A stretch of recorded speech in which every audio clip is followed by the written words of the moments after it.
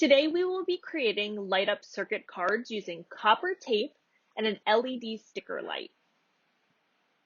The first thing we're going to do is take a length of copper tape, a little less than the length of the bottom of our card, and then we're going to remove the backing. Be careful when you remove the backing because the tape will get tangled very easily.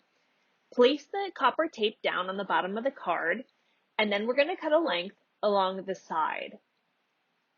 When you attach the tape to the bottom, please make sure that all of the tape connects where it's supposed to. If the tape is disconnected, the project won't work. We're going to cut another length of tape, the length of the top, and then we're going to cut it in half because on the top we want to add the LED light. After we put the first piece down, we're going to make sure to give enough space for the LED light for both sides of it and add the other side of the tape.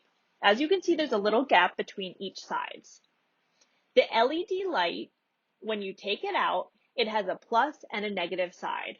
You want to make sure that there's one side is touching each side of the tape.